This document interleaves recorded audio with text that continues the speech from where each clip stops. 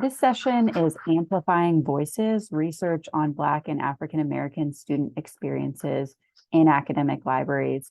And these panelists have all carried out some incredible studies working with Black and African American students in their libraries and carried them out in various different ways.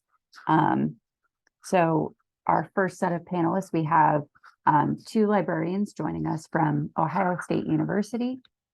Amanda Folk is the head of the Teaching and Learning Department, and Tracey Overbey is the Food and Nutrition, Human Sciences, and Sociology librarian. At Duke University, we have Emily Daly, who's the Associate University Librarian for Research and Public Services.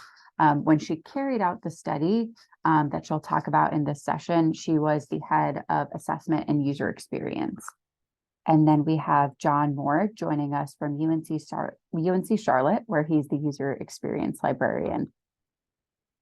And I'll have them introduce themselves, starting with Amanda and Tracey. They'll share their studies and when they happened as well, so you all have an idea of the timeline. Hi, everyone. Thank you so much for inviting us to be part of this panel today. I know Tracey and I are both really excited to talk about our study, but also learn more about the studies that our colleagues have done. My name is Amanda Folk. I'm going to get us kicked off, and then I'll pass the mic to Tracey for this question if there's anything that I've overlooked. So with our study, we wanted to explore the library experiences of Black and African American college students, both before college and during college. And to do that, we interviewed 15 students who self-identified as Black or African American at The Ohio State University. And I'm trying to think about timeline. It feels like it was forever ago, but not that long ago. Tracey and I first decided to undertake the study I think in the spring of 2017. And I think then interviews really got kicked off in earnest in 2017 and 2018. And then we had some preliminary findings that we were able to share at the 2019 ACRL conference, the Association of College and Research Libraries, if we have some non-academic library folks joining us today, when it was held in Cleveland. And so I would say by mid-2018, we had pretty much wrapped up our data collection for the study. Tracey, is there anything that you would like to add to that? Yes, well, you covered it so well, but I will add also with the study, it was important for us. We wanted to get a well-balanced to hear from Black female students as well as male students. So we found having that balance and hearing from both perspectives, how they were perceived and treated and exposed to certain literacy skills and things of that sort. So yes, just wanted to add that little piece. So, well, next we'll have Emily share. Thanks, Devin, and thanks, Amanda and Tracey. I'll just echo what Amanda said, that I'm really excited to be here. Thanks to everyone for your interest in this study, these studies, I should say, and I'm looking forward to learning from you all. So I'll share a little bit about Duke's study, which happened in 2019. This was the second in-depth user study in a series of studies that we started in 2016. And our reason for starting the series of studies was that there was a university-wide survey, so not a library survey, but a university-wide survey that suggested differences in the responses from particular user groups. As is the case in all surveys, we were limited by what we could learn from the data, and we really wanted to know more about how these particular groups experience the library in particular. We started by researching the needs of first-generation college students in 2017. Then we led a study of Black students in 2019, which is the one I'll focus on today, and then one of international students. We intended to study that population in 2021, but we delayed a year due to COVID, and that work ended up happening in fall 2022. We have also led similar smaller studies of students affiliated with the military and students with apparent and non-apparent disabilities. So I just want to provide a little bit of context that this is part of a series of studies And for this particular study, we led 5 discussion groups with a total of 32 Black undergraduate and graduate students. We did use the Black identifier to be inclusive of both domestic students and international students because we were curious about the perspectives of those 2 groups. Of those 5 discussion groups, 2 of the discussion groups used a method called photo voice, where students took pictures in response to prompts and then submitted their photos and captions in advance of their discussion sessions. We then used those photos and captions to guide the discussion groups. We also led 3 additional discussion groups that were more typical of a discussion group, not using photos, but instead a semi-structured interview style. And then in addition to our discussion groups, we analyzed the 2,600 responses to our 2020 student satisfaction survey to identify any further differences between the ways Black students and students who do not identify as Black experience the library. So I'll provide more details in a moment, but I'll stop there and hand things over to John. Thank you, Emily. I'm John Moore. So I had the benefit of doing my study most recently, and so I was able to benefit from the experience of the previous studies that are described here. We started putting our study together kind of the early stages in 2020, and we were able to design a study kind of bringing people from different corners of the library. We had people from our diversity inclusion committee, our student engagement committee, and our assessment committee come together onto a team to design a study taking inspiration from the work of the other panelists here. And we started collecting data much in a similar way of Emily's study in 2021 with both some focus group discussions and photo voice group discussions as well. We recruited, I believe, a total of 25 participants. Any students that were above the age of 18 and identified as Black or African American were eligible to participate. We, I think, completed data collection probably early 2022 and released a report, which you can find on our institutional repository at UNC-Charlotte later in 2022. And since then, we've just been kind of shepherding the changes that we recommended as part of that report through our various committees and departments in the library.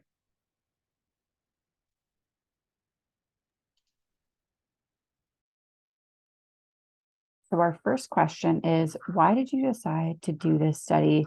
What motivated you to carry it out? And we'll have Amanda and Tracey lead, followed by John and then Emily. Great. Just like before, I'll get us kicked off with this one and then pass the mic to my colleague, Tracey. One important thing I think to highlight is that unlike the other 2 studies that are being discussed in this panel, our study was primarily meant to contribute to scholarship and not necessarily institutional assessment and informing practice. While we hoped that the findings that we would share with our colleagues would have positive effects at our own institution, it was not institution driven in the same way as it was for both Emily and John. And so that I think relates to this first question. I'll give a little bit of an origin story for our study. Tracey and I both started at Ohio State in 2016. I think, Tracey, you probably came in about March or April, and I came in about December. So a little bit of a time lag between our arrivals. And in early 2017, Tracey's supervisor set up a meeting for both of us as part of both of our onboarding processes. And so we were meeting to talk a little bit about teaching and learning at Ohio State, particularly, library teaching practices at academic libraries. Tracey had a really long experience within public libraries, and at that point was making a transition into the academic library world as a tenure track faculty librarian. And but we spent, I think, most of our time talking about our different scholarly interests and some of the things that Tracey had done in her previous role, some of the things that she was hoping to explore here at Ohio State as a faculty member. And I had recently attended a conference at Ohio State called Focusing on the First Year. And there was a panel of Black and African American men talking about the stigmas within that community of seeking help. And prior to my role at Ohio State, I had been a reference librarian for many years. And of course, me being a white woman, it just had not occurred to me that there would be additional barriers to seeking help from, say, a librarian. That panel wasn't focused on libraries, but that's certainly what I was thinking about while I was listening to these students talk. And I'm like, oh, wow, that's a big oversight on my part for not even thinking about that there could be some racialized barriers in seeking help from librarians. And so Tracey and I spoke a little bit about that, and I was really curious about, how would that racialized experience then inform the ways in which various students navigated the library and the decisions they would make to use various kinds of services or not. And Tracey expressed some interest in that as well. I won't talk too much about some of the next steps in that, but because I think we'll cover them a little bit later, but definitely by doing this kind of study, there were some vulnerabilities I think that Tracey needed to consider that weren't necessarily the same for me in making a decision about how to proceed. So as we spoke about this, we realized there was definitely a big gap in our scholarly literature, both in terms of academic libraries, but also more generally across library types, not really including explorations of or hearing from the voices of our Black and African American patrons and what their experiences in our library settings have been like. And so those were some motivations for carrying out this study. Tracey, what would you like to add to that? So yes, as my colleague stated, I was new to academic libraries. I came from a public library system. And what interests me was I had noticed in the public library system how a lot of the Black and African American students that would come in would be easily to be asked to leave the library for laughing out loud and, little trivial youth things. And they would have to be, they really would be looked at and reprimanded. But as I went along as a youth librarian and would help some of the students, I had noticed then that they didn't have they weren't equipped with the proper literacy skills. And I'm like, wow, you're in the 11th grade and not really understanding how to dive into databases and understanding citations and things in that sort. So as a public librarian, you just notice these observations as a librarian. But as when I came to academic libraries, and you're on a tenure track, you have to publish articles. So I remember the dean there had explained to me, because I'm still trying to learn academic, take the programming and what you learned in public library and, find colleagues that'd be interested in writing on. So as Amanda mentioned, when I found out about what she was learning and doing in her doctoral studies and kind of aligned with what I was interested in. So we came together, and that's what made it interesting to me. Also, I was working with some of the athletes on campus, and I noticed that they didn't really know a lot either about citation, just basic doing a literature review. And so as Amanda and I continue to collaborate, that's when it said, wow, we need to see what has been the relationship with Black students and libraries. So that's it. Thank you. I think it was me to pick it up next. Is that correct? As I said, we started our study a little bit later. The beginnings of our study started coming together in 2020. Obviously, 2020. I'm sure everybody recalls the protest in response to the murder of George Floyd in 2020, kind of inspiring many conversations across many disciplines and fields about institutional and systemic discrimination and higher education. We had many conversations throughout the field about that. And it just so happened that we had these studies to turn to provide some tools for us to investigate questions related to that. And in addition, UNC-Charlotte, among the state schools in North Carolina, UNC-Charlotte has a higher ratio of students of color compared to many of the other state schools, and has demonstrated kind of a commitment to diversity and inclusion by supporting projects with an internal grant that we were able to apply for. And so kind of with all these tools in hand, with some funding from the university, and with the examples of the studies that came before us, and with the institutional interest in these conversations happening, I think there was just kind of an alchemy to that situation that made things work out for having support to pursue something like this. I think in terms of like personally, like why was I interested? You know, as a white guy leading this study, I'm aware that there's the widespread issue in many places, not just in higher education, of expecting those people who are most affected by systemic discrimination to be the ones to fix those issues, which is kind of a triple whammy, right? Because you've got the main job that they are expected to do, then the effects of the discrimination, and then the responsibility of fixing them. And so I think that's something that here in the library we were aware of, and wanted to take steps to avoid falling into that particular mistake. And so this being a part of my typical job duties, I took responsibility for kind of shepherding this project along, and coordinating efforts, not so much to lead a study that would, of course, you know, share my thoughts on what needed to happen in the library, but that would take the responsibility of collecting and funneling the thoughts of, you know, Black students at the university up towards administration, where decisions could be made based on those voices. Thanks, John and Amanda and Tracey. So I'll have more to say about this, and I think we have an upcoming question about why race and what is the library's responsibility to explore race. So I'll say a little bit more. I'll just amplify some of the things I said earlier, that we had this university-wide survey that the university had conducted, that we had access to the data from.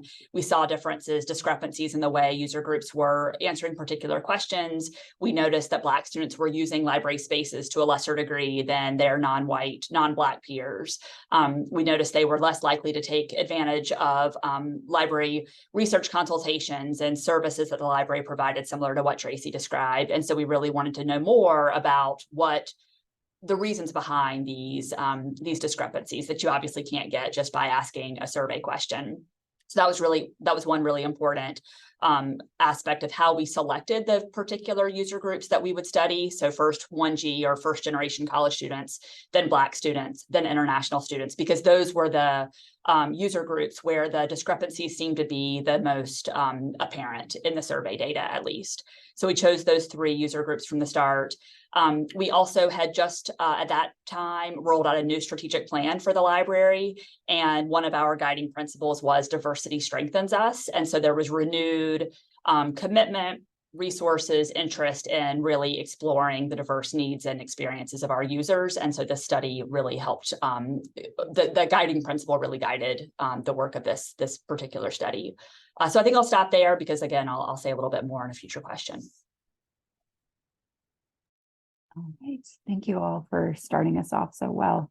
The next question is, what were the logistics and how did you do this study? And we'll have Amanda and Tracey lead us off again. Excellent. So the first thing was for Tracey and I to continue to have conversations about what we wanted to learn from this particular study, how we wanted to scope this study, what would be the research questions that are driving this particular study, and then think about the design of the study. So, you know, how were we going to gather data that would help us to address those research questions?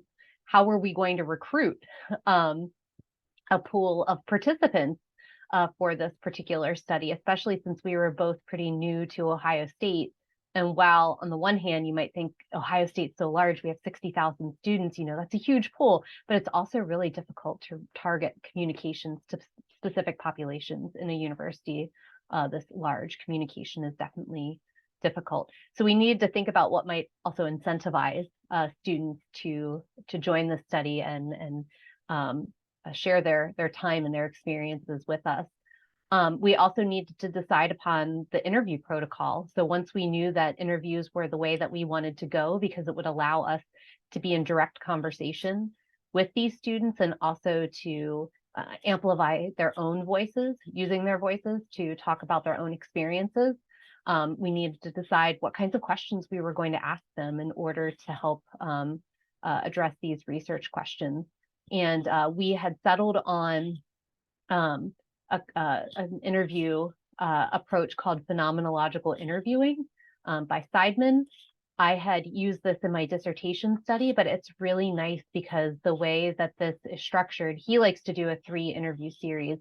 We modified it for a single interview because conducting 60 to 90-minute interviews with students in the middle of the semester, none of us had that amount of time to give, unfortunately, but it has students think about what their past life experiences were with a particular phenomenon, in this case, public or the libraries prior to college, so public and school libraries, their current experiences with the phenomenon, so their experiences in college with libraries, and then a reflective aspect to the interview, and pulling all of that together and having the students make some meaning about those experiences.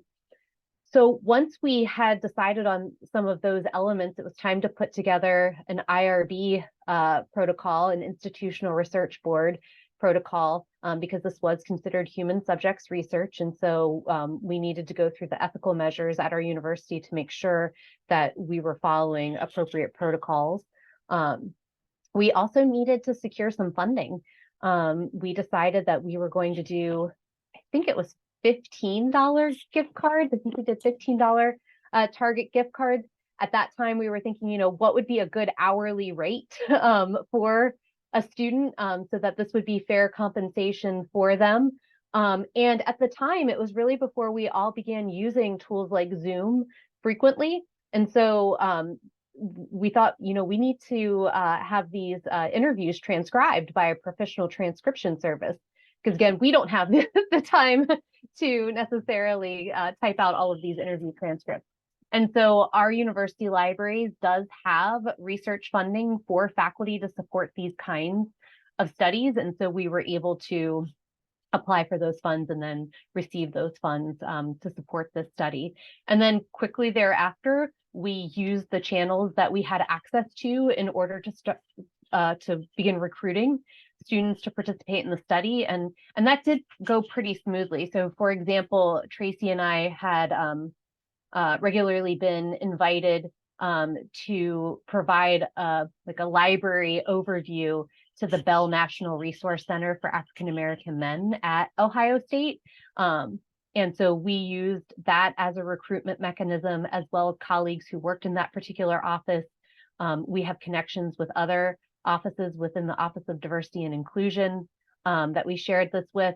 I think one of our students was really active in the Black Student Union. And so after their interview, we asked if they'd be willing to share information about our study with their peers there.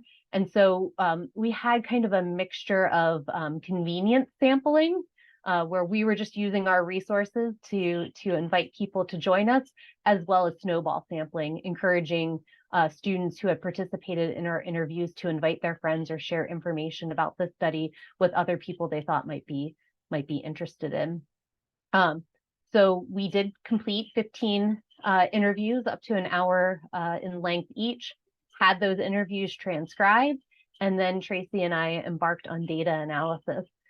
So we sat down ahead of time. After each interview, we were writing up short summaries of the students' experiences to kind of solidify some of what we were seeing thematically before we even had those transcripts.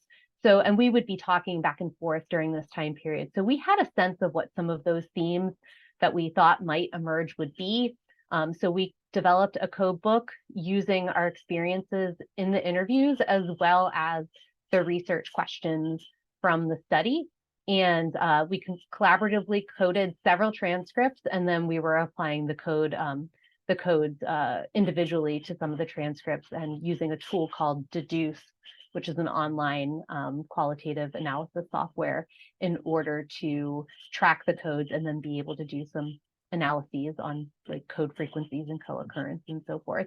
And then we moved into the dissemination phase, which I won't go into a lot of details at this point about that. That was generally, I think. Tracey, is there anything important that I'm leaving out there? No, I think you covered the logistics of what we had to go through to get approved with the IRB, with our institution. And as you stated, utilizing those tools after we interviewed them, we recorded them. And so with Deduce and adding those continuous subject headings or continuous words or descriptors helped us analyze some of the feedback that we were getting. And I don't know if this is going into another question or not, but one thing I wanted to add on the part of how doing the study, we also noticed, as Amanda mentioned, when we would write little summaries from each student, that's when we had noticed it was we had different feedback, like when the students would talk with Amanda because she's a white woman, in opposed to when they would talk with me. Now, I don't know if that may be deeper into the study as we go with our questions, but we did have to pivot a little bit and get our strategy together, because we did notice things came out differently in opposed to when they both were talking to us.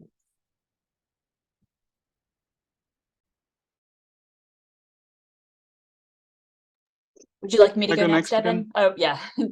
Sure, that works. Emily? Okay. All right, Yeah. John. Okay, sounds good.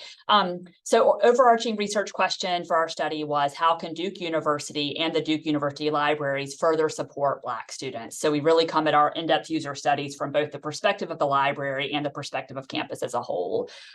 This is part of our effort to make these studies as restorative and participatory as possible.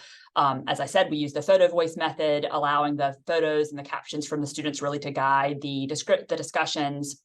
We wanted to give opportunity to students who really didn't want to do any prep, didn't want to do any pre-work, and just wanted to show up for a discussion session. So we had that option as well. And then, as I mentioned, we had the survey that we did, the student survey that did come from the library. We had 2,600 responses to that particular survey in February of 2020, right before the world shut down. And so we were able to identify differences between Black students and students who do not self-identify as Black and the way they experience the library. And we've used this mixed methods approach for all of our studies, where we pair the quantitative, large data set from a survey with the smaller, 15 interviews, 20 or 25 or 32 in our case, discussion group participants. These numbers are just always going to be smaller than what you can recruit through a survey. And so we found that pairing both the higher touch, in-depth conversation with the survey data has been a really good approach for us. For each of these, to speak to something that Amanda and Tracey raised, for each of our in-depth user studies, we've been careful to form research teams that include at least one library staff member who identifies with as a member of the population we're studying. So for our first generation college student study, we had a library worker who identified as 1G. For our Black student study, we included a Black library worker, and so on. We also started each study by talking with campus partners about their work with underrepresented populations. We certainly didn't want to duplicate their efforts or be redundant of their efforts or do work that is just not ours to do necessarily. Although John's point about making sure that those who are less affected by systemic racism actually take a stand and do some work here is really important. So we wanted to be sure that our questions and our plans were authentic, were affirming, were restorative, were reparative to the extent they could be. And so at every stage, we asked for input on the protocol from from the members of our research team, as well as campus stakeholders. We also worked with institutional research to help provide the email addresses of students who our institutional research identifies as Black, who self-identify as Black through the application process. As I mentioned earlier, we really wanted a sample of both undergraduate and graduate students, and we realized there are power dynamics at play between undergrads and graduate students, so we split our discussion groups to include only undergraduates and only graduate students, so there'd be a level of comfort there. We also provided incentives. We used Amazon gift cards. The photo voice participants received a little bit more of a gift card than the discussion group participants received. And I will talk more about participants. I think I also wanted to make sure I talked about moderators, but I'll talk about that in a future question as well. I will also just say that Duke did not require us to go through IRB on this. And I know that's different, certainly from what Amanda and Tracey experienced, and I believe what John experienced at UNC-Charlotte. We asked if we needed to go through, and they did not qualify this as true human subjects research or as something that was meant to be generalized with the to the broader population. We were really doing this for program improvement and understanding of users at Duke. And so we're careful whenever we share these reports from these in-depth user studies to qualify that this is meant to reflect Duke users, that obviously there are things that transcend, and cut across all universities, but we are not making generalizable research statements with this work. So I will wrap up there and hand it over to John. Yeah, thank you. I would say also we had a similar setup in kind of the group design of the study in the early stages, making sure to make that a diverse group of people with representatives from the library, Black employees of the library.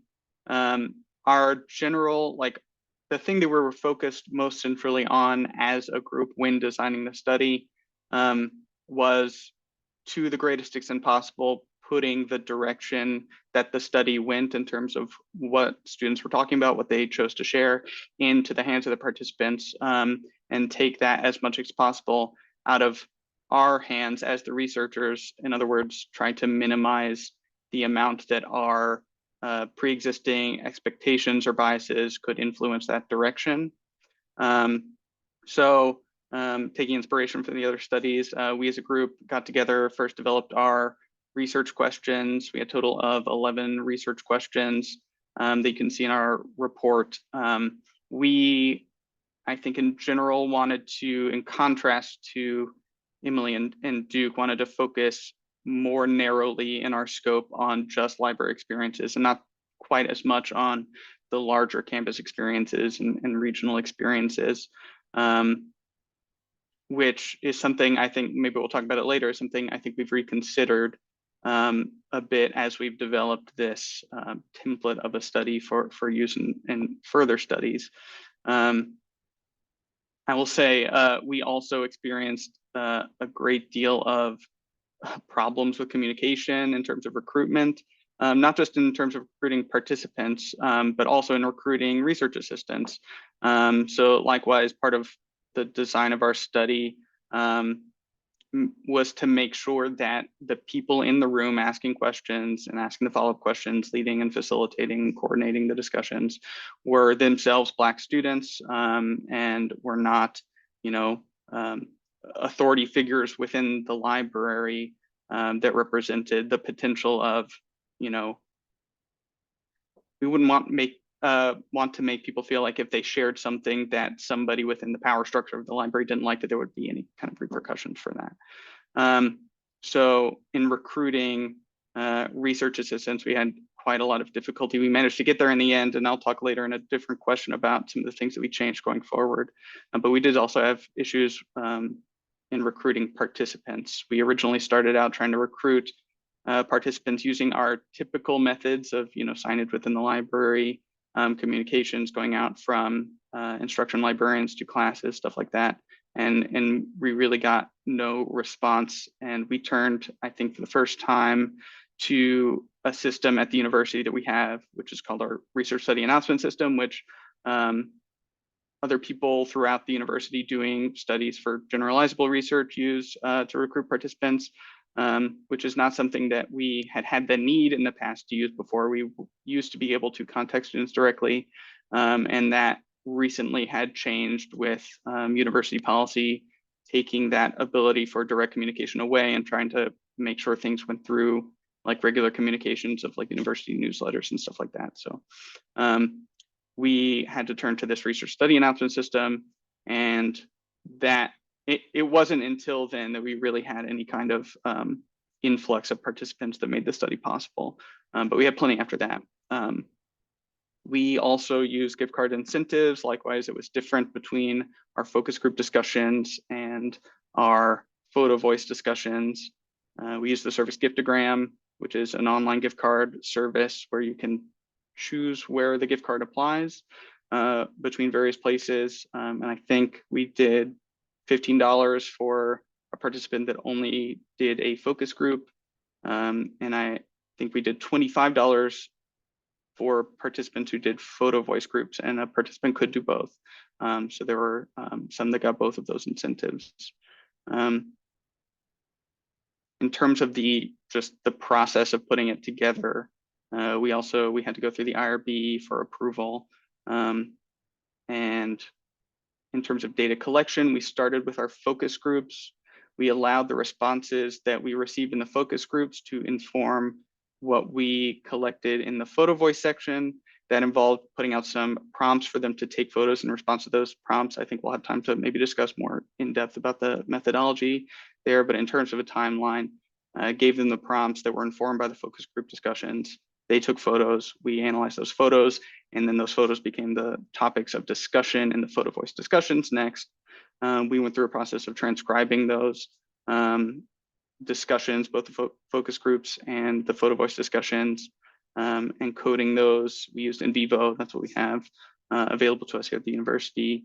And then finally went through a process of member checking, which I believe you did at Duke as well, if I'm not mistaken, of once we had done some coding and analyzing, and we had some preliminary findings, we put those together and sent those back out to participants to allow them to provide feedback and make any corrections, or to tell us if there was anything that we were majorly misinterpreting in their words, things like that. And then after that process of member checking, that's when we released our report to our final report to the university and started actually making changes based on our recommendations. And I realized I didn't speak to our analysis process. It was very similar to what John described, where we had one person who was very interested in transcribing all of the discussion groups herself. So she did that work, which was pretty incredible. And then we used an affinity mapping, a modified affinity mapping process where each of the members of the research team tagged each of those transcripts with interesting comments, questions, keywords, so like a physical process, as opposed to using in vivo. We did also have a graduate student who did an in vivo analysis because she wanted to. She was interested enough in the data, and I can talk a little bit more about that. And then we used our affinity mapping, very physical, like lots of Post-it notes on walls to generate our recommendations. And John, we did try to do a member checking phase as well, where we had participants respond to the data. The timing did not work out. We made that call for assistance for participation in April of 2020, and we're not surprised to receive a lot of input from our students at that point. But we have been more successful in future studies by, I think that's a really important phase of the process, and we can talk a little bit more about that.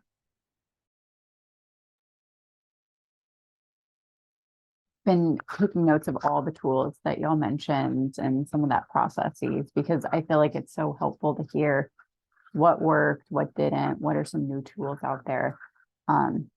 This next question we have is, why focus on race? Why should we explore the implications of race within libraries? And we'll have John start us off, and then Emily and Amanda and Tracey. So I think about the question, why focus on race? We have talked a little bit already about the kind of more specific question of like, why did we choose to study this population rather than some other population? So I think I want to take an approach to the question more kind of on principle.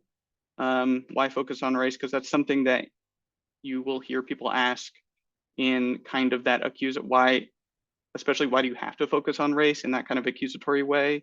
And the implication behind that being that focusing on race is somehow going to invite racism that didn't otherwise exist. And often the people kind of asking the question in that way take the perspective that being colorblind instead, quote unquote, that they can create a space around them where race stops mattering, which is something obviously that I disagree with. So in terms of that question, why focus on race, I think I might rephrase it a little bit in my own mind into something more like, why is it important for us to know how race affects people, because obviously the system of race leaves people with experiences and memories that change their perspective and change who they are. So even if somebody was in some way truly colorblind, like they could not perceive the race of other people, people would still come to that person carrying those experiences of race along with them as a part of who they are. So I guess the question then becomes, out of all the different things like that that make people who they are, why do I think it's important to spotlight race in this way specifically? And I think on an institutional level, I believe that especially for educators, and especially in the United States, race is one of the most critical things to try to wrap your head around, because the way that race is practiced in this country is so tightly bound up with the way the education systems work here. Of course, you've got the history and legacy of segregation in schools. And even though that's not something that is legally enforced anymore, it is in a lot of places, communities of color remain segregated, geographically segregated from white communities. That's definitely the case where I grew up. And that goes back to a lot of things. That goes back to redlining. It goes back to gentrification, building roads and parks through successful Black communities. And because obviously public schools and public libraries serve a localized population, that means that many schools and libraries are still in that way de facto segregated in the United States. And of course, a lot of those communities of color in that situation are also poorer than nearby communities that are majority white for lots of systemic reasons. And because local schools and libraries depend so much on local taxes for funding, not only are they segregated in this way, they also have fewer resources to support their population. And I don't say those things because I think that's necessarily surprising to anyone here. But it's more that, like, as an academic librarian, one of the things I have to recognize is that these are the experiences of education and of libraries that students arrive to our library already carrying with them. So we have to know that race, before we've had a chance to intervene in any way, race has already had a huge influence on what students believe and expect a library to be. And also I should add, you know, we were those students once. Our idea of what a library should be was also created kind of underneath all of those systems. So in that sense, it's critical that we understand what the effects of that are. But it does go beyond just wanting to understand it. I think it's important to emphasize that we use what we come to understand through studies like this to support people better. So something that we've learned in our studies, just broadly speaking, is the systems of race. Everything that a racialized society does to people can create barriers between Black students and their goal of seeking support from the library, which would be the goal of any student. And since that's also our goal, to have them do that, then it's our jobs as the people who make the library run to take those barriers down to the best of our ability, because we have control in the library space in a way that students don't. So if we're not looking for this kind of information, it's not that we're just missing out on knowledge that's interesting. We're actually not giving ourselves the tools that we need to do our jobs in that way. And I've been talking for a while. That's on top of everything that we know about the ways that higher education often fails to meet the needs of Black students, and how much engaging with the library can help address those issues. But I know that Amanda and Tracey have addressed some of that in their work, so maybe that's a good place to pass this off. You want to go next, Tracey and Amanda, or do you want me to? either way works. Well, since John passed the baton. to Yeah, us. please do. Right, okay. So, and John, thank you for those words. I mean, I couldn't have said them no any better, but definitely when you look at the question, why focus on race? As a Black woman growing up around majority of folks that look like me and teachers like me, and then becoming an adult, moving to a suburb so my children can have a little more resources. The question comes, why not focus on race? When you look at the school systems in the heavy Black communities, you wonder why their English and math skills are below. Well, look at the school systems. Do they have STEM programs? Do they have decent lunches? Some of them half the time do not have heat, or if in the summer, no air conditioning. So you have to look deeper. And then when you go to a suburb, suburban schools have programs in there that can promote and support the interests of the student.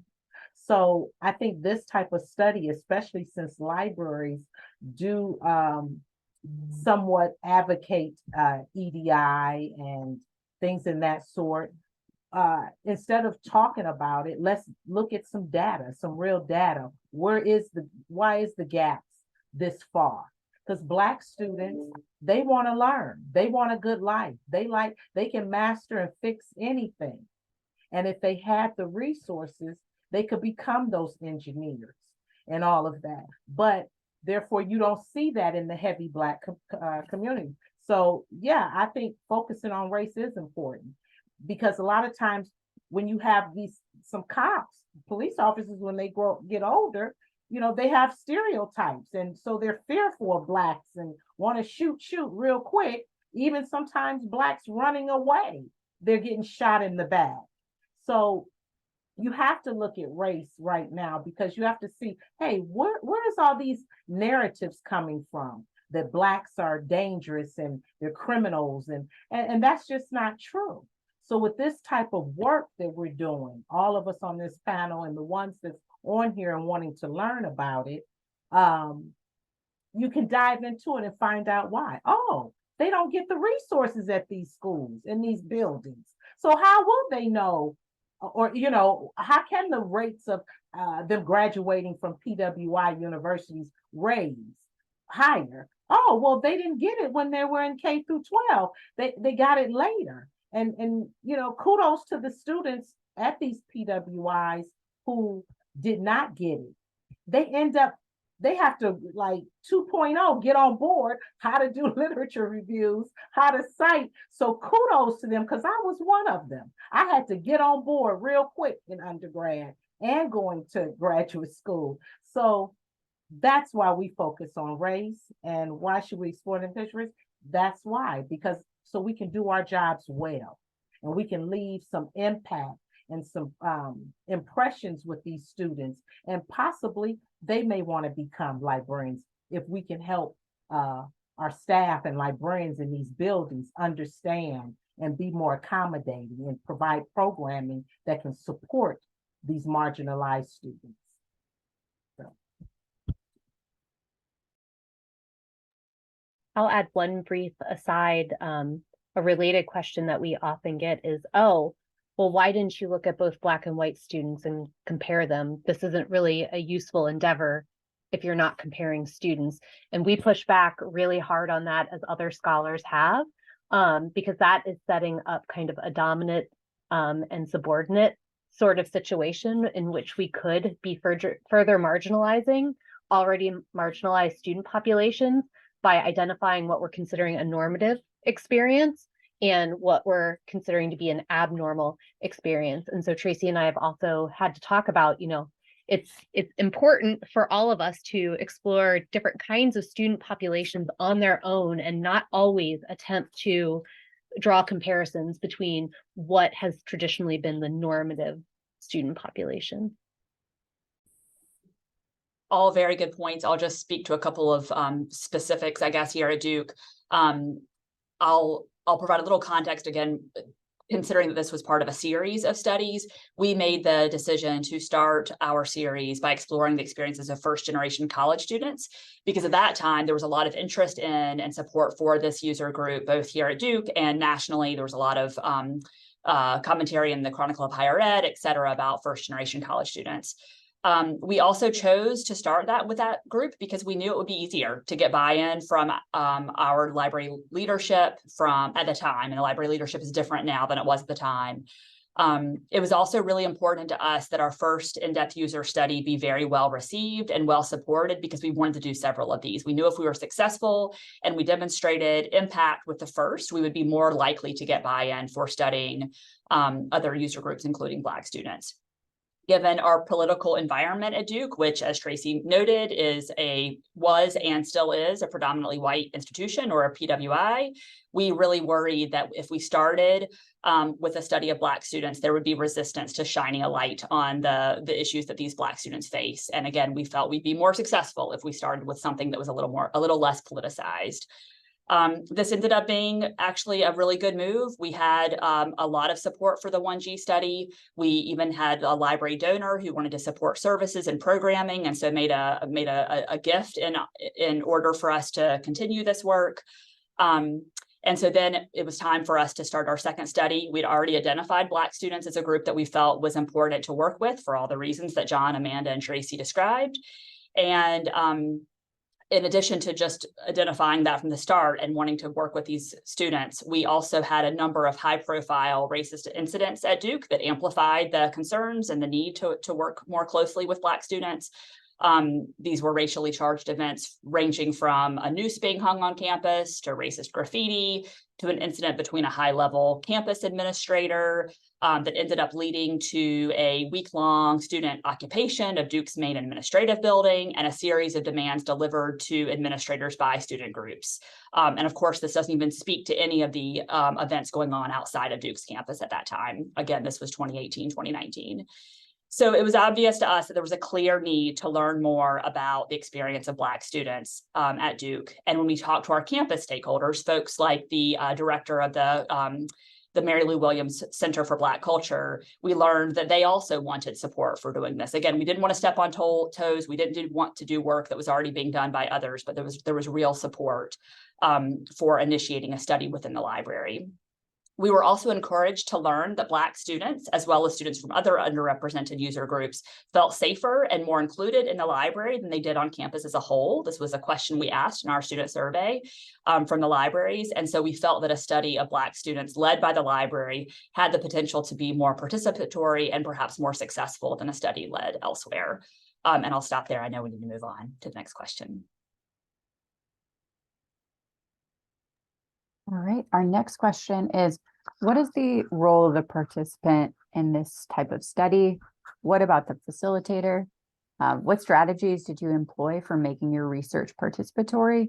And what might you do in future studies to increase the participatory nature of your research? And we'll start with Emily, we'll go to John, and then Amanda and Tracey. Thanks, Devin. So my main takeaway after leading these studies, working on these studies, is that the participant is always the expert of their lived experience, period. As we've gained more experience with the mixed method studies, we've continued to build ways to center that participant's experience in every phase of the research. We also recognize that participants' expertise is not limited only to students' experience within the library. So John mentioned that they decided to focus their study only on the library in this particular case, and they've since reconsidered that. For every study we've led, we've always started with questions or reflections on participants' broader campus experience, and even thinking about Durham, North Carolina, which is where Duke is based. We always, of course, we want the library to come up in our discussion, but it's really important that participants feel encouraged to share details from their full campus experience and the surrounding community, because again, this informs their experience within the library. For our study of Black students, we had a few ways that students could participate, which I've already talked about. We also wanted to give a lot of thought to the role of the facilitator. So not just the role of the participant, who was the expert of their experience, but the facilitator, who, as Tracey indicated, is really important in making sure that students feel comfortable to share their full experience. I was at ACRL 2019 when Amanda and Tracey spoke on their work, and it was by listening to them that I realized that I, as a white middle-aged woman with my colleague who's similar age, similar, and also white, could not lead these studies. And so we set into brainstorming mode on how we would do this effectively, how we would recruit underrepresented members of our underrepresented groups and Black students, ideally, to lead the sessions themselves. After talking with a faculty member at Elon, which is another university here in North Carolina, we decided to recruit graduate students in studies who are studying cultural anthropology, psychology, sociology, who had experience with focus groups, even experience in photo voice in one case, to help us recruit, to help us lead the studies. This ended up being extremely successful. We were able to recruit 2 students who had lots of experience with discussion groups, one even with photo voice, who were able to lead the sessions. One of the graduate students was so interested in the work that she ended up doing the in vivo analysis that I mentioned. So we had a separate analysis by a woman of color, in addition to what was led by the library. Of course, we bring all kinds of biases to the work. And so it was really, really nice to have her analysis as well.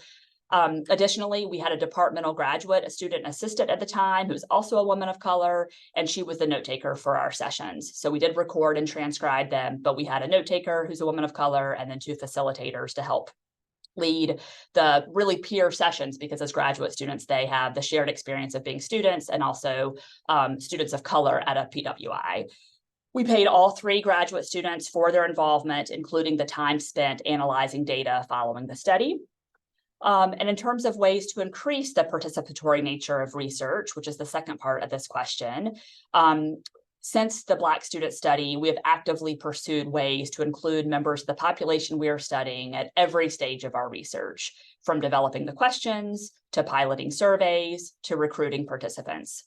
We've also been able to hold the post-research sessions that John mentioned with students and other stakeholders, where we share our findings.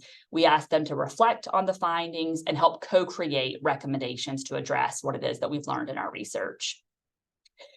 Most recently, for our biennial student satisfaction survey, the department that I used to lead, assessment and user experience, has started leading what they affectionately refer to as data parties, where they have students come and actually explore the data together and do this co-creation of the recommendations. And then finally, in all user research we do, we make sure that we share back what we've learned. We thank our participants for sharing their stories, for being willing to open up to us. And we do this through blog posts, all confidentially, of course, not anonymously sharing what we learn, and also inviting students to participate in future studies by sharing what we've been able to do in response to studies in the past. And I think I will stop there and hand it over to, did you say John was going next, Evan? I think, yeah, John, and then Okay. Amanda and Tracey. Okay, sorry, I'm starting to lose track. In many ways, my answer would be similar, so I don't want to repeat too much information, but I do want to talk a little bit more about the role of facilitator, maybe, just because that is something that we changed from when we did our study of Black student experiences to future studies. In our original conception of the study, we hired 3 research assistants who were Black students to fill various roles within the study design, 2 facilitators of group sessions, and then 1 data analyst to help us through that process, to kind of like be the first to touch the analysis. And I think in reflecting on our choice to do that, the fact that we split the duties up among 3 people resulted in a situation where we made it more difficult for us to recruit for those roles, because there wasn't really enough to do that to make it seem like people who want the opportunity to work as a research assistant probably want an opportunity to do something more than just one of those things, and more consistently than, popping in for, 5 focus group sessions or something. And so as we adapted that study into the future, And to get back to kind of the idea of increasing the participatory nature of this, I think having a facilitator from the population of interest in this case being part of the design of the study and the carrying out of the data collection and the analysis is part of that, that is participation from that community in a way that's different than just kind of participants within the discussion sessions. And in adapting our original design, kind of bringing all of those roles together into one role that could sustain a consistent amount of weekly work over the course of the semester and thus be hired in a more traditional way, made it a lot easier to recruit for that position, and also at the same time made it easier to bring them into more parts of the process. And kind of along with that, forget if I mentioned, but we moved from doing focus groups in our original design to doing interviews.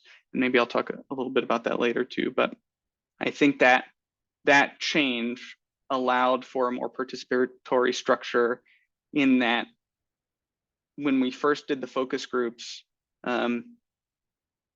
one would have to have some previous experience leading focus groups to come. You've got, maybe 4 or 5 of these, and each one is going to be like, if you've got 8 people participating in a focus group, that's 8 people's worth of data in that focus group that your facilitators need the experience and the confidence to be able to collect.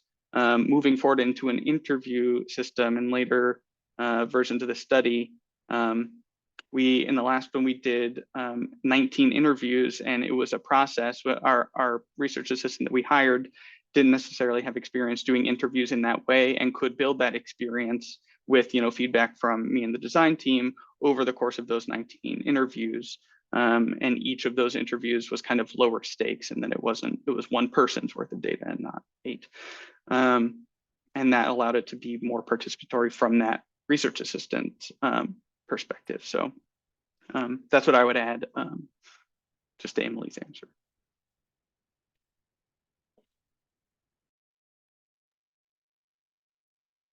Tracey, do you have any thoughts that you'd like to share?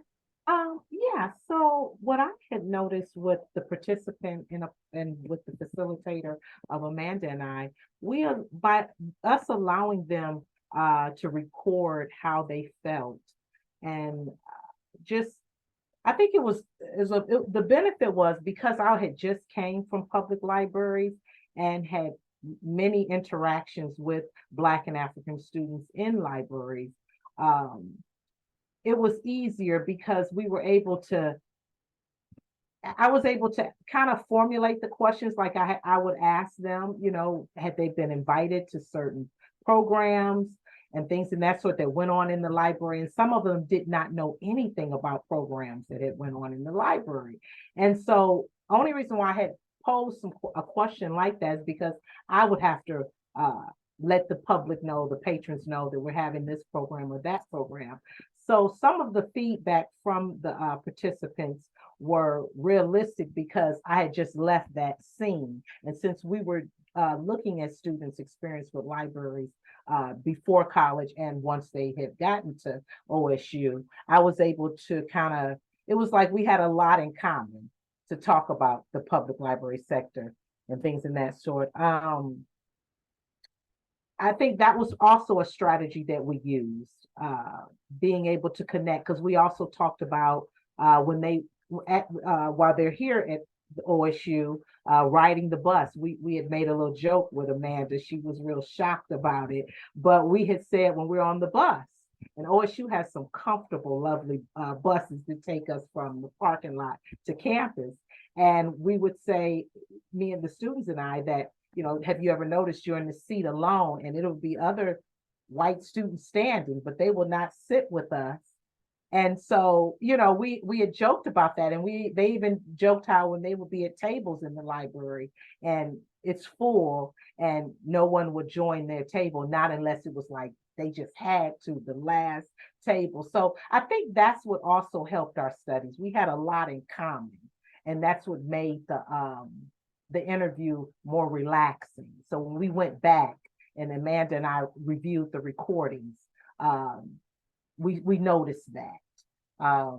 What I would think about doing in the future to increase more participatory, maybe we would open up some more questions regarding their strategy to learning how to meet certain assignments without knowing about APA or citation or literacy or anything, scoping reviews and things like that. So maybe opening it up more, diving a little deeper into their strategy of how they, because I mean, you have to be really highly academically strong to get into OSU. So maybe that would be a question to dive into them a little more deeper. How do they maintain that high GPA there at OSU?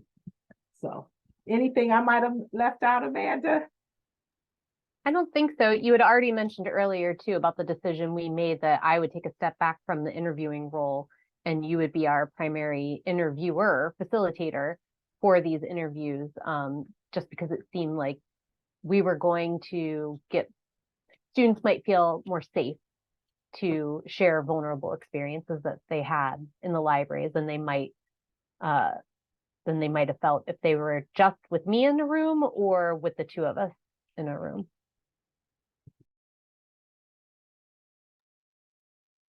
All right, we'll head into this next question. How did you get buy-in to do this research? What did that require?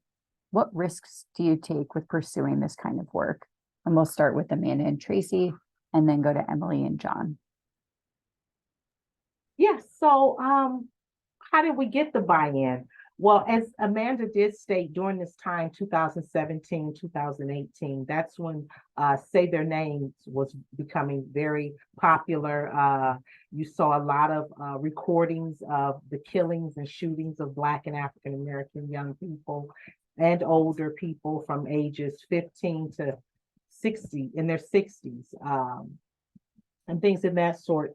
And OSU does a great job with opening up these conversations. I know in our area, in university libraries, they will send out something and talk about, you know, we understand you all are aware of what happened this weekend, and we would like to offer this to the Black African-American communities. So OSU does a very good job with that. So when Amanda and I was in the early stages of deciding and building this research, it was a lot of support that we had gotten from our dean to my mentor and other colleagues.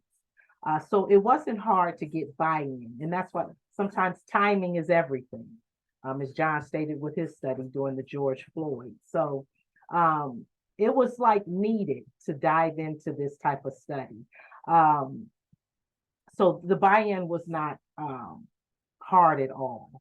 What risk that in pursuing this type of study, I felt it was more of a risk for myself because I was new to academia and a newly tenured librarian where your faculty have to vote on you. And I'm coming into the university with my first research on race, you know, in the library. So I shared that with Amanda, and she understood that if I wanted to bow out gracefully, she would totally understand. But after talking with my mentor there and my supervisor and other colleagues there on the campus, they were very supportive. It was like, oh, I would love to know. And wow, that's an exciting topic. So the only risk that I felt was that I was worried about starting off my research with something of like a sensitive topic with race and things of that sort. But it worked out and everyone was supportive. So, and I made tenure, so it was good. So my faculty supported me. So thank you. And that was my risk from my end. So Amanda, what did you think from your end? I didn't feel a lot of immediate risks for me personally at that time. Again, being a white woman, I came into my position with a long history in academic libraries and an established professional identity. I'm a unit head, so I really didn't feel like I had much to lose at that point in my career in doing this. So I definitely was in a position of privilege and power coming into this particular research study. Tracey and I are starting to plan the next phase of what this might look like. And I will say, I feel the risks are higher now, even though I'm tenured and have done this type of work before, because we are in an anti-DEIA state here in Ohio. I believe that is possibly true with all of you in North Carolina as well. And we are going to have a new president that is starting in January. There has been rumors about why our previous president departed after less than 2 years in the role. And there have been rumors that some of it was due to her anti-racist endeavors at the university and potentially being at odds with the state legislature, though again, rumors. So I do think in some ways the stakes are a little bit higher for doing this kind of work and might be more scrutinized now or in the coming years than they would have been several years ago, though I hope that that's not true. I think you're right, Amanda, that there is maybe greater risk now. I will say that we feel really strongly at Duke as a private institution in a state that is anti-DEIA, as you said, to really take a stand and to lead these types of studies, because we feel we have more organizational, institutional protection than perhaps our colleagues at UNC-Charlotte, UNC-Chapel Hill, et cetera. So that's a responsibility we take really seriously.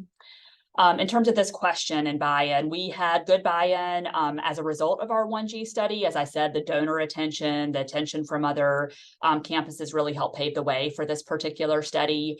We also made sure we had buy-in from the director of Duke Center for Black Culture. We probably would not have gone forward without their full support and buy-in.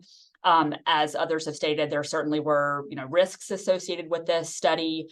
I'll mention more in our next question about some of the particular risks, but I will say that at the time of the study, again, 2018, 2019, Duke did not have a good track record for following through on work to understand the challenges of Black students, faculty, and staff. They would form task forces, they would issue reports and recommendations, but the effort seemed like half-baked, lackluster. There was not a lot that happened as a result of those studies. And we really, really, really did not want to follow that. We did not want to be yet another task force, a report, or study that fizzled out, that shied away from really shining a light on the issues that we know our Black colleagues, students, faculty face, and then working to make meaningful changes as a result of what we learned. So I'd say that was a risk, and again, a responsibility we took really seriously, that we did not want to follow what some of our predecessors had done here at Duke. I will say Duke's in a different place now. We have different leadership at the library and university level. I feel like there is strength behind this work, and we're no longer just issuing reports and not doing anything, but that was not the case in 2018, 2019. John, what would you add?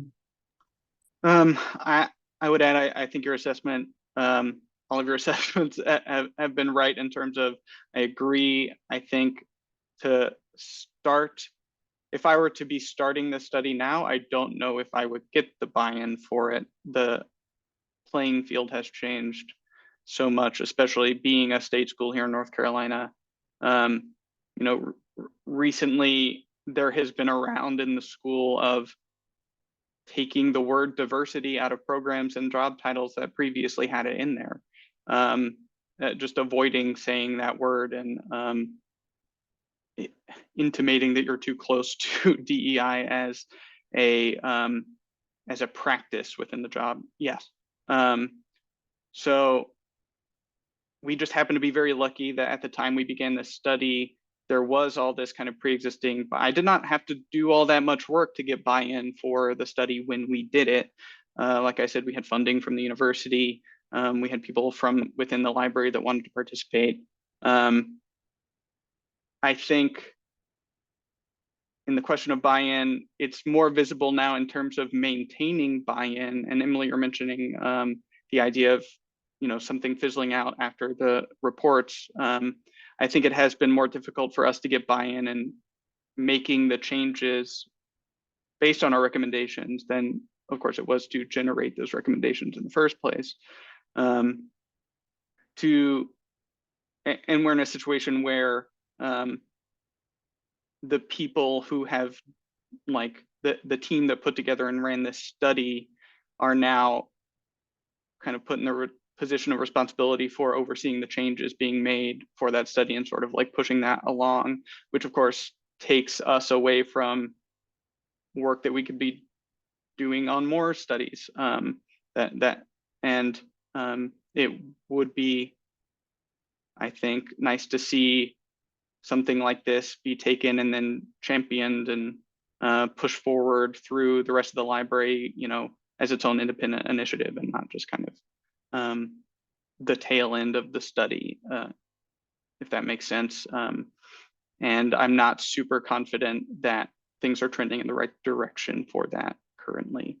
I'm afraid I don't have much advice on how I would get buy-in in the current climate, besides maybe to take an approach like Duke's, in terms of trying to build the buy-in and then transferring that buy-in to something that maybe it would be harder to get if you were starting with it. May I add just one follow-up point that I'll keep short? I think, again, this is an important distinction between the work that Tracey and I have done and the work that John and Emily have done, insofar as the second phase of our project will be scholarly in nature. It will not be institutional program improvement. And so that is one benefit I think we have, because in that case, oftentimes academic freedom prevails. So I don't think that we're necessarily going to have difficulty getting buy-in either from our library administration for supporting the study that we're doing, or necessarily not being able to get students or colleagues to help with the recruitment of participants. So while I don't think we're going to have a problem with buy-in, just kind of the thought of putting critical race theory related research out there, I feel like in a state like ours does put us under some potential scrutiny. I don't know if that makes sense. No, I think that's a really good distinction to draw. With our next question, we have, did you experience pushback towards this study? If so, how did you deal with it? And we'll have Emily lead, and then Amanda and Tracey and John. And I'll try to move us a little faster so we have some hope of getting through all the questions. So we did not receive initial pushback to studying the experiences of Black students, I think because, again, we had laid out this process, 1G, then Black, then international students. But as we got farther along, it was clear that library leadership was nervous about this. We started getting resistance, I will say, and this is, again, different library leadership, but I will say in the form of excuse making a bit. For instance, they were concerned about having Black graduate students lead the sessions, worrying that that would put too much of a burden on the research team to train the Black students, even though those graduate students ended up having more experience with the method than we did. So that was really just an excuse, I think. We received pushback about selecting Black students in particular. What would it look like to choose Black students if we weren't also studying Asian students or Latino students or Indigenous students? And of course, there are good reasons for studying all those populations, but being a PWI in Durham, North Carolina, felt like with all of the racialized incidents that I described earlier, made it really important and timely for us to focus on Black students. And that's not saying that the needs of Asian students, Latino students, and Indigenous students are not important. It is saying that there was a particular need to focus on the experiences of Black students. We also received pushback from our colleagues who didn't feel comfortable even using the word Black as an identifier. They really wanted to say African American, or they wanted to purport to be colorblind, as John said earlier, and not use a label at all. So that was something we had to move through. Again, this was at an earlier time. I really believe that we are in a better place now.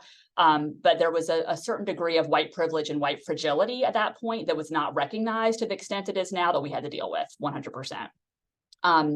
We also, I would say we dealt with this pushback, to get to the second part of the question, by standing by our research goals and our rationale for selecting this user population, looking to the incidents at Duke that really made this work necessary. I will say that my colleague Joyce Chapman, who was co-lead for this particular study, really took an advocacy approach, an activist approach to the work, and I took strength in that. There were times when, in talking with library leadership, I was almost ready to just back down, but I'm really, really glad that I did not. And again, the rest of the research team really kept us all going. And I was, grateful for their commitment all along. So I think I'll stop there and hand it off to the next panelist. I'll just say that I feel like I've already talked about some of these things in previous responses, so just in the interest of time, I may forward my answer maybe to some future questions. Sounds good. Amanda and Tracey, any thoughts on this question? Oh, Tracey, I think you're muted. Oh, I thought I hit the button. I said, I'm saying like as John just stated, we kind of touched on this question not too long ago. So no, we didn't get any pushback from the study. All right.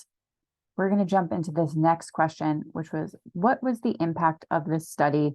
What have you done as a result of what you learned? And we'll have Emily lead off, and then John, and then Amanda and Tracey. So I think this is the most important part of the work. What are we doing as a result of what we learned? The timing, as we've suggested before, really had an impact on the study. As I said before, we led the study in fall of 2019. We finalized our report of findings in March 2020, days before the world shut down.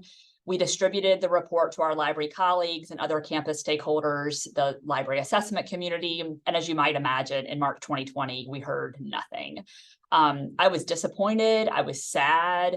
I felt like the Black students who had shared their experiences so openly and generously would never be heard. I was worried that the study would never receive the broad support, the attention, the accolades that I felt the 1G study garnered. And like I said, I was really sad for these students, disappointed for the Black community at Duke. But we had an opportunity in June 2020, after the murder of George Floyd and the start of the racial justice reckoning. And again, I will credit Joyce Chapman, who said this is an opportunity to get this work back out there. And so she posted to national listservs, she posted to local campus community listservs, and we heard loud and clear that this work was necessary, that folks wanted to talk about this work. And we were really encouraged by the response from folks who wanted to discuss, wanted to come together and talk about these findings, all by Zoom, of course, but still, we talked. When I looked earlier this week, the report in our institutional repository was over 7,700 views, so it's continued to be viewed. We've been asked to speak quite a bit on campus and nationally. In terms of impact, we did with this study what we've done with all of our studies, and that is that we form an implementation team. So we get the report out to our colleagues. We ask for volunteers who want to be part of implementation. And so these are folks who care about the work, feel they have capacity to explore the recommendations, and then make changes. And so that implementation team was formed in 2020. They met into 2021, again, all by Zoom, but they were really active. One of the recommendations coming out of the study was to dedicate a library space to Black scholarship. Again, this got some pushback from library leadership at the time. And so they went through the process of interviewing peer libraries to learn more about spaces dedicated to Black scholarship, to see how these spaces were planned and implemented at other institutions. They also formed a diversity in the curriculum committee to make recommendations about diversifying curriculum that faculty have taken up. We also formed a really successful diversifying visual representation committee, where they went through and made sure that our spaces have art that reflects all kinds of communities, not just white portraits, the white portraits that stare down on students as they're studying, that are ubiquitous in PWIs. So I will say that implementation for this particular study was more challenging than for the 1G study because of the complexity, the expense of some of the recommendations, but we have made progress. And I'm pleased to say that the Black Studies Reading Room has received renewed interest from new library leadership.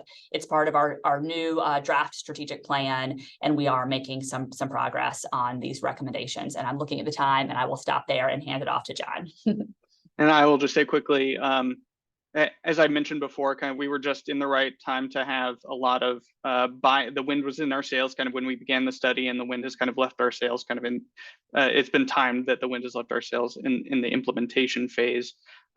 We are primarily focusing at this time on changing the space within the library, like determining, taking audit of the artwork and the design that is creating an exclusionary impact on Black students that we heard in our study.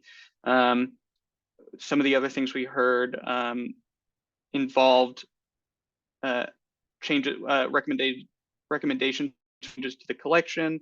Sorry, I'm trying to be fast. And that has gone to one of our working groups for equity in descriptive practices, and that's moving forward.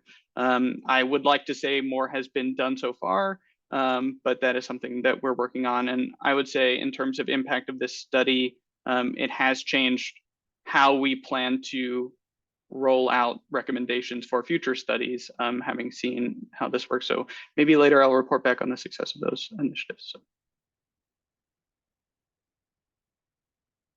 So as far as the impact of this study and what I have done with it personally with this study, I'm able to now communicate with my faculty on campus. When I go to their different faculty meetings, I'm able to share with them some of the results and findings from Amanda and our study, and how it's important to incorporate the librarian in your curriculum so we can help guide them as far as the different information literacy skills. So that has been very explosive because my teaching has really grown from this study, and me sharing with the faculty how, hey, you're Black and African American students. Some of them may be sitting in here, you know, and going on and have to really figure out how to do certain your literature, your literature review, scoping reviews, things in that sort. So that has been very impactful, and that's what I've done. I've been able to really gauge and work with my faculty because of this study. And I'll follow up with that. I think Tracey and I set a nice foundation for future work in this area, since we were one of the first folks to tackle these questions using qualitative methodologies. And we recently published a two-part special report through ALA Edition. So we're hoping that the findings of our study will be broadly disseminated across librarians across all types of libraries, and not just remain within the scholarly literature. And we've been invited to speak on some of the work that we've done as a result of that to librarians of different audiences.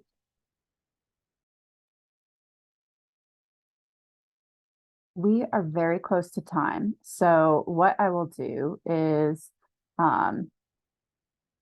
actually end up with this closing question. What advice would you give to other libraries who are interested in undertaking similar studies? Is there anything that you would do differently? And for this, we'll start off with Amanda and Tracey, go to Emily, and then John.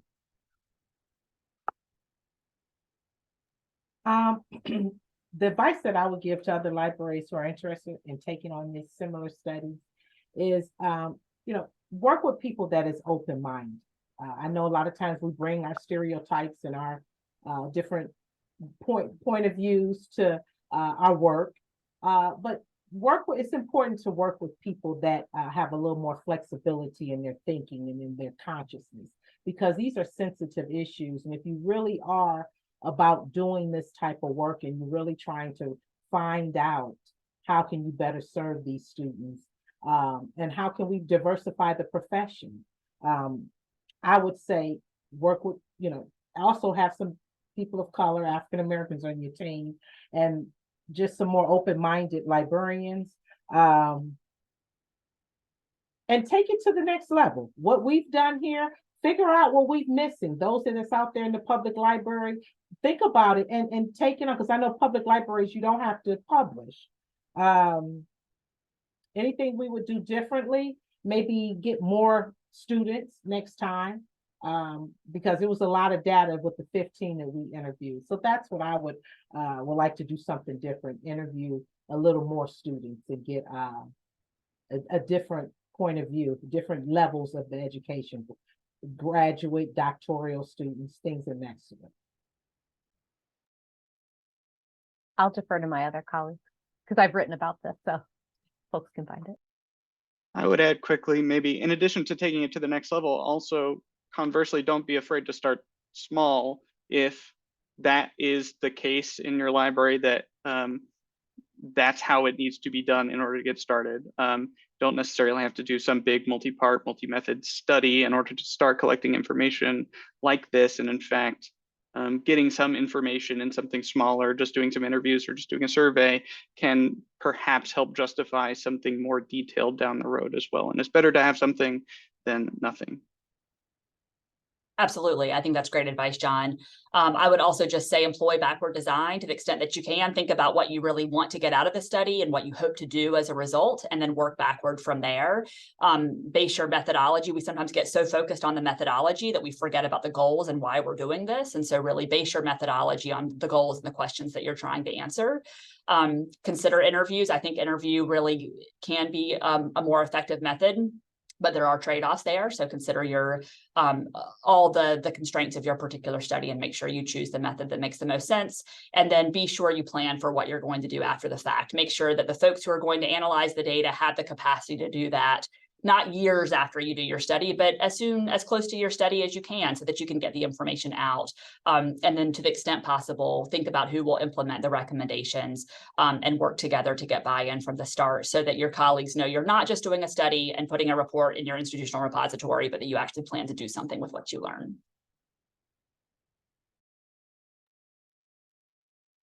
Folks, we are at time. If you have any